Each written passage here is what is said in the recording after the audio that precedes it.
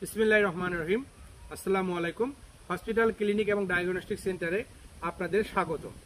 আপনারা আমার এই চ্যানেলটা প্রায়ই দেখে থাকেন এবং আমি কিছু কিছু নতুন ভিডিও আপলোড দিই। তো আজকে আমি আপনাদের একটা ইনস্ট্রাকশন দেব। যখন আপনারা হসপিটাল ক্লিনিক এবং ডায়াগনস্টিক সেন্টারে আপনারা যারা মার্কেটিং এক্সিকিউটিভ জয়েন করেন, প্রথমে জয়েন করে কিন্তু তাদের উপর একটা বাজেট থাকে, ধরেন কারো 2 লক্ষ বা 3 লক্ষ টাকা। তখন কিন্তু তারা বুঝতে পারে না যে আসলে আমি কিভাবে বাজেটটা কমপ্লিট করব। এই বাজেট কমপ্লিট করতে গেলে তাহলে আপনাকে কোথায় যেতে হবে? এখানে কয়েকটা আপনার বাজেটের জন্য যে জায়গাগুলো যেতে হবে তার মধ্যে হচ্ছে নাম্বার 1 পল্লী চিকিৎসক পিসি। তারপর আপনার তো একটা পেশেন্ট ব্যাংক দরকার হবে। আপনি এই পেশেন্ট ব্যাংকটা কোথায় পাবেন? আপনার অর্গানাইজেশনে যখন জয়েন করবেন তখন কিন্তু আপনাকে একটা কি দেওয়া হবে, আপনাকে কিন্তু একটা ভিজিটিং কার্ড দেওয়া হবে। ধরেন 300 বা 500 এর বেশি কিন্তু দেওয়া হবে না।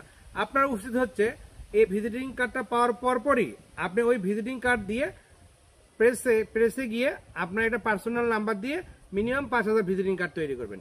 এবং আপনার এটা প্ল্যান থাকবে যে অ্যাটলিস্ট যেন পার ডে আপনি 500 করে ভিজিটিং কার্ড ডিস্ট্রিবিউট করতে পারেন। প্রথমে আপনার ভিজিটিং কার্ড দিবেন আপনার বন্ধু বান্ধবী, আপনার আত্মীয় স্বজন এবং আপনার শুভাকাঙ্ক্ষী যারা বিভিন্ন অর্গানাইজেশনে এই সার্ভিসগুলো নিচ্ছে, তারা কিন্তু বিভিন্ন জায়গায় কিন্তু ডক্টর দেখাচ্ছে। আপনার বন্ধুর বাবা বলেন, বন্ধুর মা বলেন, তারা কিন্তু বিভিন্ন জায়গায় যাচ্ছে, অলরেডি দেখাচ্ছে। এই জায়গাতে কিন্তু কনভার্ট করে যদি আপনি আপনার অর্গানাইজেশনে একজন ভালো ডক্টর সিটিং করে যদি আপনারা নিয়ে আসতে পারেন, আমার মনে হয় আপনি অবশ্যই আপনার মান্থলি যে টার্গেটটা আছে এটা বাজারটা কিন্তু অবশ্যই হওয়া সম্ভব। আর পাশাপাশি পল্লী চিকিৎসকের কথা যেহেতু বললাম, পল্লী চিকিৎসক কিন্তু একটা ভাইটাল পার্ট। আপনি যদি আপনার টেরিটরিতে দেখবেন যে প্রায় 300-400 পল্লী চিকিৎসক থাকবে। এর মধ্যে কিন্তু আপনার সবগুলো পল্লী চিকিৎসক দরকার নেই। এর মধ্যে আপনি প্ল্যান করেন যে পার ডে আপনি অ্যাটলিস্ট 2 জন করে পল্লী চিকিৎসক এখানে আপনি সিলেক্ট করবেন, যেন মাসে তাহলে 60 জন হচ্ছে। এই 60 জনে আপনি যদি তারা মান্থলি অন্তত 3টা করেও পেশেন্ট দেয়, তাও কিন্তু 318 180টা পেশেন্ট হবে। আপনার 180 পেশেন্ট দরকার নেই, আপনি এখান থেকে 150 পেশেন্ট নেন এবং 150 পেশেন্ট যদি আপনার 2000 টাকা করে টেস্ট হয়, তাও কিন্তু 3 লক্ষ টাকা হয়।